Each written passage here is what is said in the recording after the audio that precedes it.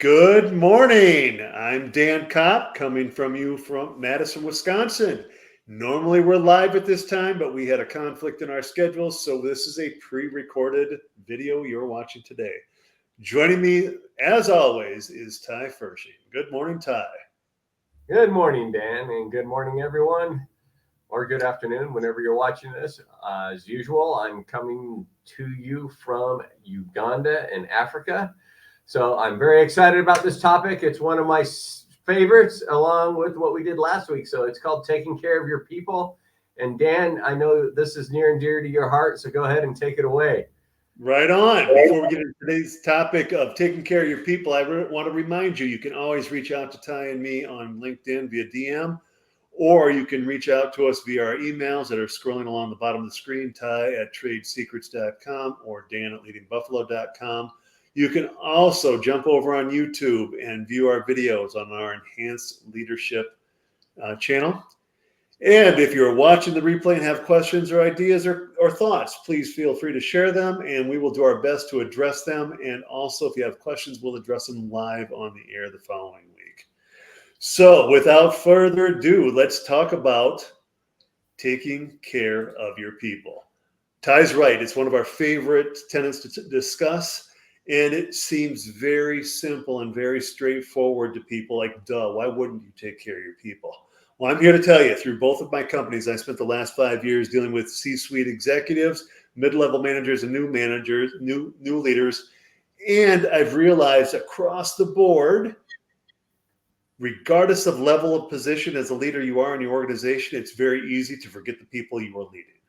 So picture yourself, you're an entrepreneur, you've got a handful of people working for you, you've got your own tasks to complete on a daily basis. So it's easy to forget about the people. Picture you're a mid-level manager and you've got other initial level leaders, entry-level leaders working for you. You typically have other tasks to do other than worrying about what they're doing. So I've spent the last couple of years talking to small, medium, and large business owners and talking about the support they give people through the lens of mid-level managers and upper-level management. What are you doing for your new leaders? And I've realized that support of new leaders is pretty much non-existent in many organizations. So on a different note, we've created a program called Leadership 201, and that's how we support new leaders and set them up for success, because nobody hires a new leader to have them fail. And you need to grow as a new leader. You need to grow as a middle level leader. You need to grow as an executive leader. So taking care of your people is very simple, very basic concept, but when it doesn't play out, it's obvious. And to make it play out in your organization can be easy and simply employed. It's not another thing to do for a leader. It's maybe how you're already doing things. So taking care of your people could be as simple as showing appreciation. You see one of your employees or one of your coworkers doing something great in the workplace, or interacting well with a customer, or upselling somebody at the front counter if you're running a coffee shop and you see them try to upsell somebody and that's what you want them to do. Acknowledge that. Hey, you're doing a good job. You tried to upsell. It didn't work, but your approach was great. Maybe next time. Keep up the good work. Several years ago, when I was leading a team of 9 other leaders, about 10 years ago now, I guess, we had a monthly leadership team meeting. And one of the ways I incorporated taking care of your people was at the beginning of all of our monthly leadership team meetings that lasted 2 to 4 hours, we'd spend 5 minutes encouraging everybody to share accolades and celebrations. So what went well? What's going on? By name, who's doing what well in the organization, that type of thing.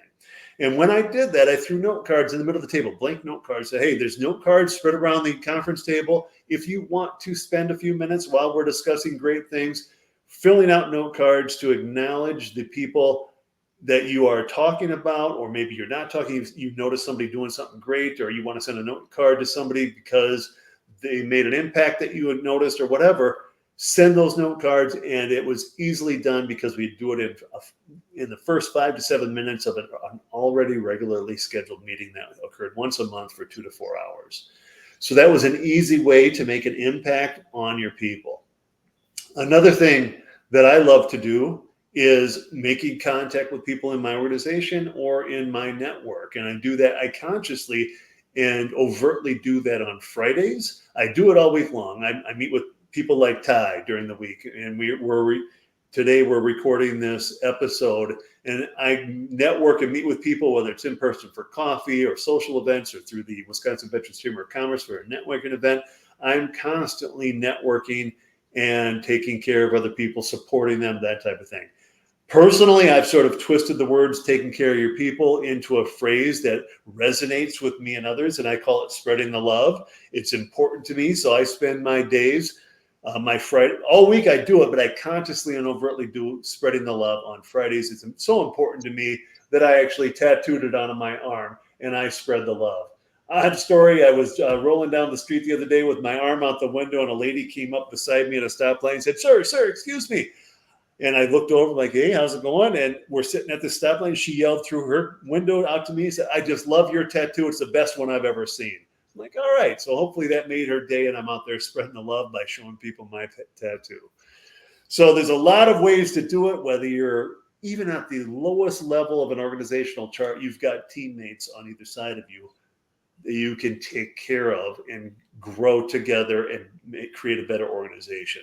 You're an initial level leader.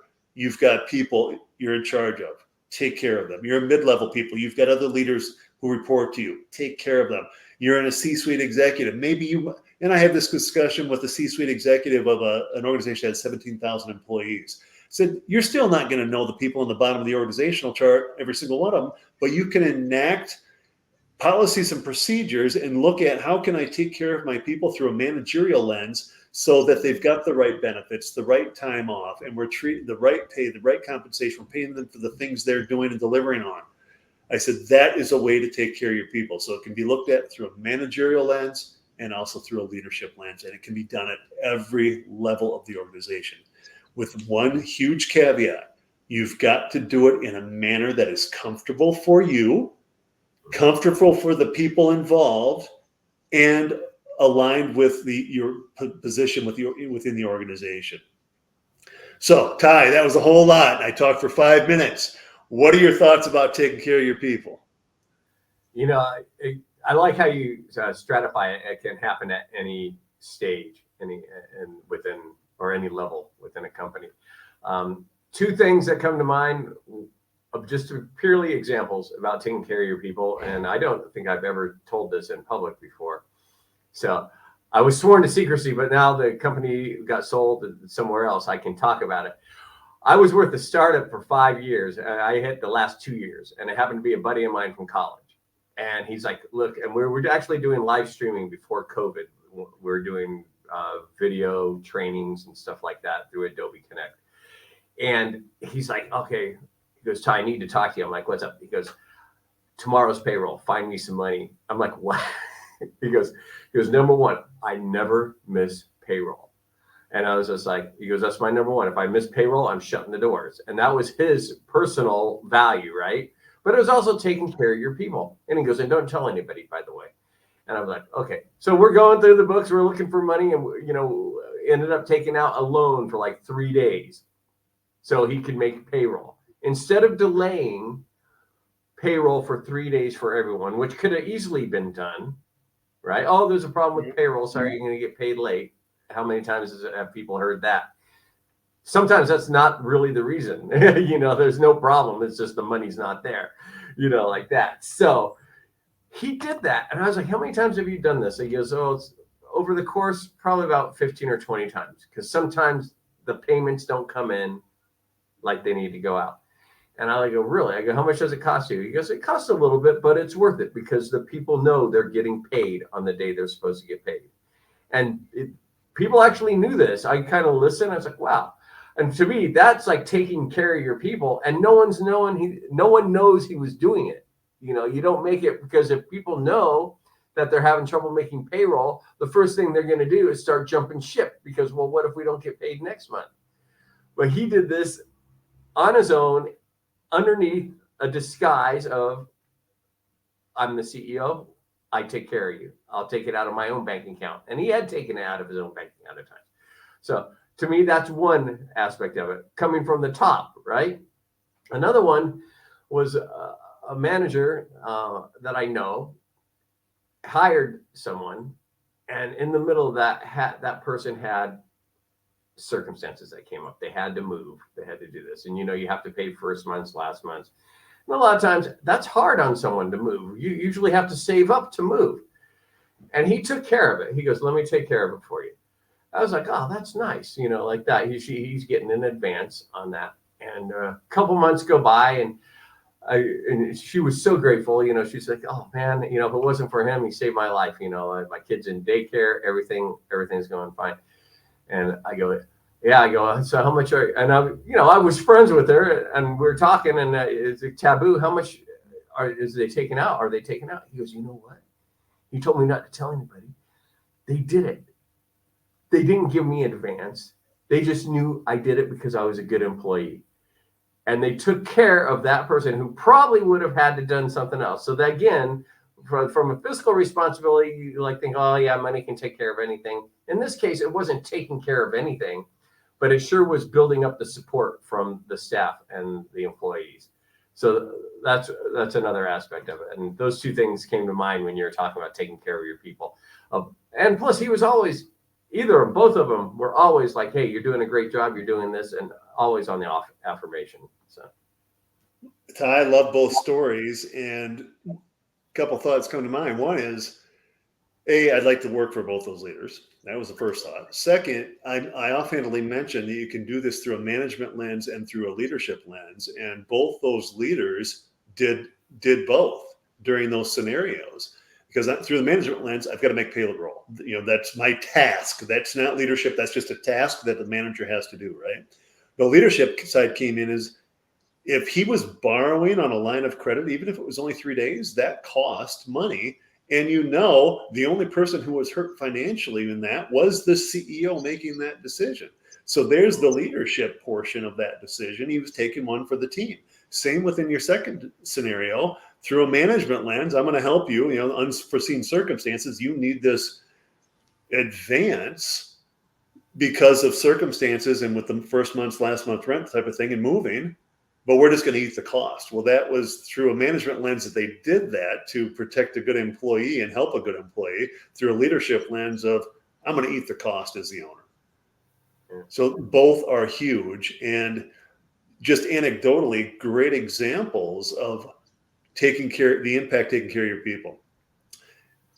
Ty had a very positive thought process going on when he's in a positive attitude when he was telling the story. So even neither of those affected him. Well, the second one didn't affect him. The first one, he got paid on time, but he has a good positive feeling about those people. They built up those leaders' credibility when they took those actions to which he became privy.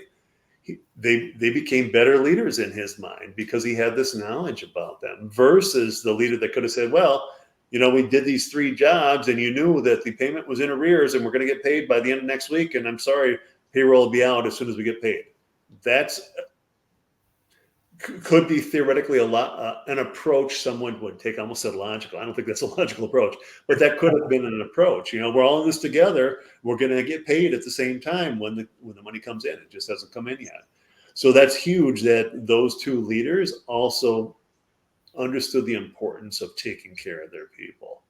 And again, you can do that at every level of an organization. If you are in a manufacturing facility and you're at the bottom level of an organizational chart, you still have teammates you can take care of who may be off their game, don't know a certain skill set, you help them get better.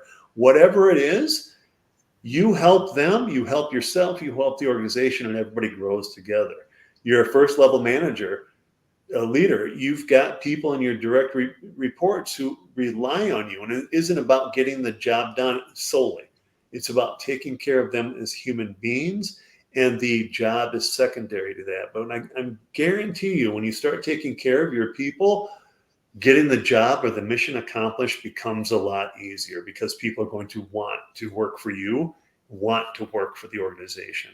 An interesting characteristic of both Gen Y and Gen Z is they want to make an impact in an organization.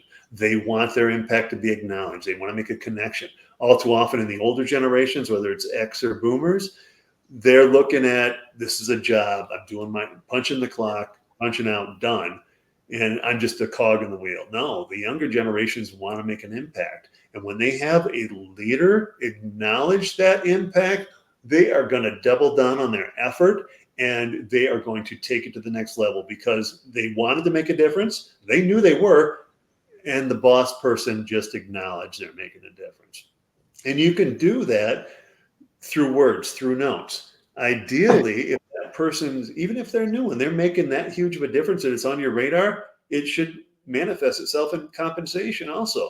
Through a management lens, you should have compensation systems that acknowledge the great things your people are doing. And if you've got Gen Y and Gen Z people who happen to be outperforming Gen X, they should be paid accordingly. It isn't about longevity. It's about what are you doing for the organization. And when you acknowledge the great things your people are doing and are capable of doing, you're going to be able to take your organization to the next level. If you show that appreciation, you acknowledge the great things they're doing, you look at it through a leadership lens, and you look at it through a management lens. It is a win-win proposition. I guarantee you, when you take care of your people, and even if you spend time reaching out to your network on Fridays or people with whom you used to work or establishing new relationships, when you start showing that you care, other people see that, they're going to reciprocate. They're going to know when you're off your game, going to reach out to you and say, hey, how's it going? I know X, Y, and Z happened. How you doing? I'm here to support you. Just want to check in. Or can I help? What can I do for you? Or just simply, how's it going? That's a simple question. And if you truly mean it and you do it, people are going to reciprocate. And all of a sudden, you're going to get those emails, phone calls, and texts. People are going to reach out to you, and it's a win-win proposition. So one of my key tenets as a leader, we've already talked about being beyond reproach. If being a leader can be daunting, there's a lot of things that go into being a great leader, and becoming an enhanced leader is our ultimate goal. And if you're stuck thinking, where do I start? What can I do? I've been stuck in management lens 100% of the time. I'm just treading water. I don't have time to lead. There's two things you can do. We already talked about in a previous episode, being beyond reproach. This is the other thing. Take care of your people. If you do those two things and do them well, you're going places, because it's going to become second nature, and people are going to trust you.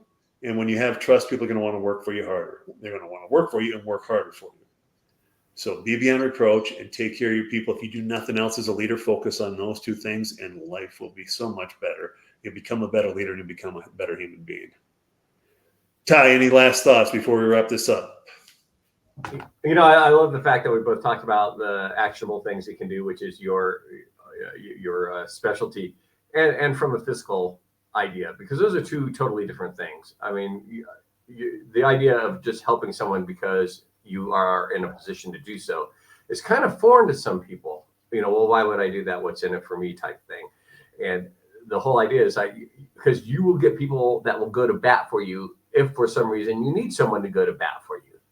Right. You know, because you never know what's going to happen in the business world. You may need someone's support sometime that you didn't know. Another thing is, a lot of times they have like mentors. You're assigned a mentor when you get into a position, and if you need anything, talk to this guy. And I know there's always, we've talked about, this is kind of Leadership 201 stuff. You know, you are assigned this person, so it's really your responsibility, if you're assigned someone, to actually talk to that person, let them know. But if you're the person that's being assigned, I know I've been assigned, I never once like, oh man, I don't want to do that. And I was like the third one. Two people turned it down. They didn't want to be the person assigned that had someone to look after. I go, tell me what you need, I'll get it. You know, I go, I don't care what it is, because it's, to me, it's part of leadership, but it's also a challenge. You know, if they're having a hard time getting something, then by golly, I better be able to get it done for them, because if not, there's something wrong within the organization, and I'm going to find out what it is. And doing that, it builds up your, I mean, I like to say it builds up your battlefield, man. It builds up your soldiers, you know, but it builds up the people underneath you, which only helps you in the long run. And I never did it for self-service. I did it because I like the challenge, and I'm kind of altruistic in nature. I like to think, but you know, if someone has a problem, even in other departments, they would come to me and ask, "Hey, I hear you're the guy that can get this done," and I'm like, "Yeah, thank you. What are we doing? What's our challenge?" So it's a great idea. It's just something that's overlooked all too often. Yeah. Though. And it's easy. Whether you don't have the time, you don't think you have the skill set, maybe it's your ego getting in the way and you don't want to take care of your people and help them get better because they may outshine you. Tell you what, you drop all that negativity and start supporting your people, you're going to grow right along with them. It is a win-win. Ty said it. Also, your organization will get better. And if you're just making widgets, you're out in the marketplace and you're in manufacturing and you make widgets, the widgets get made at a better rate and they're better quality. That's a win-win. Company's making money. So take care of your people. We cannot stress that enough. And do that and be beyond reproach. You are on your way to becoming an enhanced leader. So as we said before, we're on a journey of becoming enhanced leaders and we're helping others join us.